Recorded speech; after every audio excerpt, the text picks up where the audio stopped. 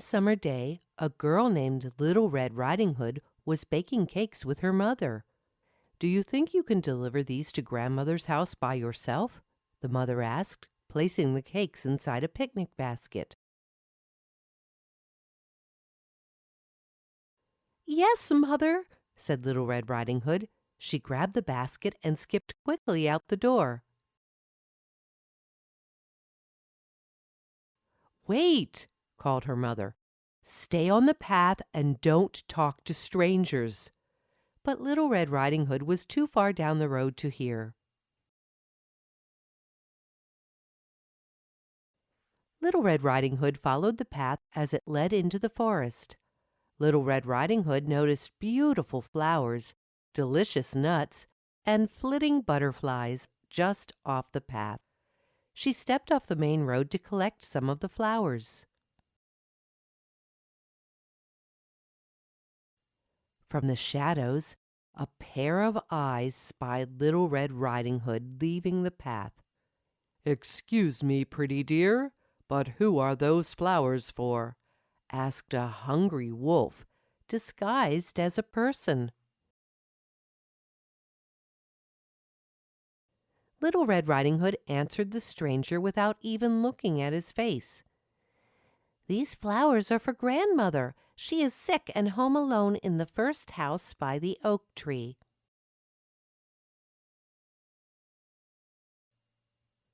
The wolf smiled and crept away. "Grandma is home alone at the first house by the oak tree." The wolf licked his lips as he ran down the path which led directly to Grandmother's cottage.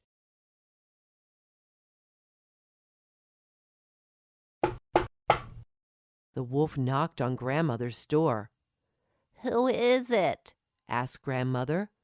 The wolf disguised his voice.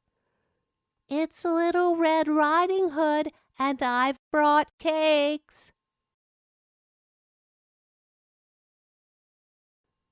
Grandmother, who had been very sick, couldn't hear well. She believed the wolf's voice was Little Red Riding Hood's voice. She told him how to unlock the door, and he crept inside with a grin.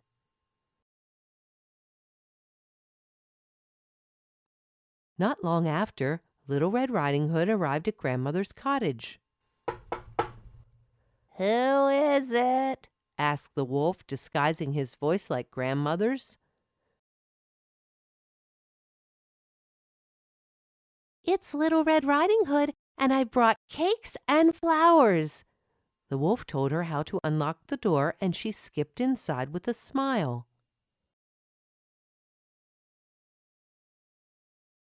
Inside, the wolf peeked out from under a blanket.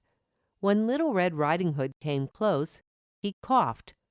"Stay away, dear. I've been very ill and do not want to get you sick," the wolf lied, making his voice sound just like Grandmother's.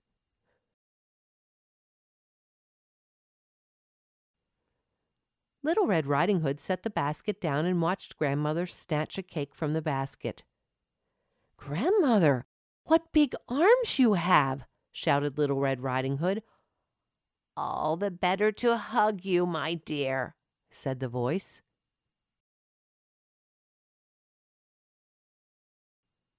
Little Red Riding Hood sat down at the end of the bed and laid her hand upon Grandmother's foot. "Grandmother, what big feet you have!" she exclaimed. "All the better to walk to your house, my child."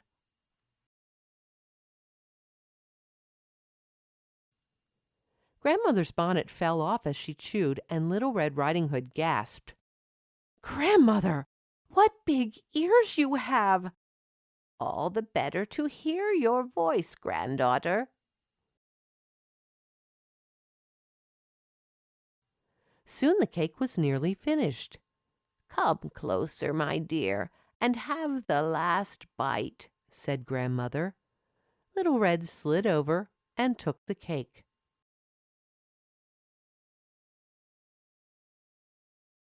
"Grandmother, what big eyes you have!" Little Red Riding Hood gasped.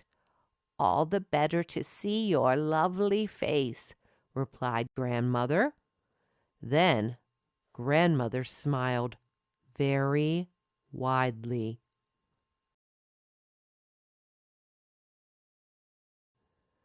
"Grandmother, what big teeth you have!"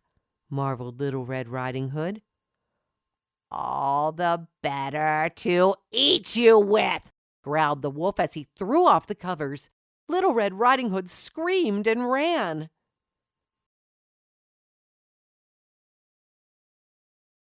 Little Red found a door at the back of the room and opened it. Inside was her real grandmother. Little Red untied Grandmother and they escaped out the front door.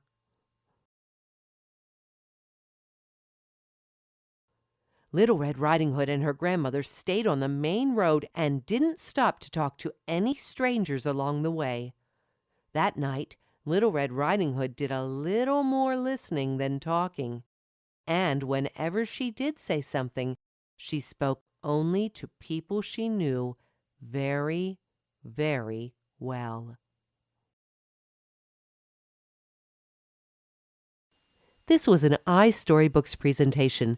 Become a fan at facebook.com/iStorybooks.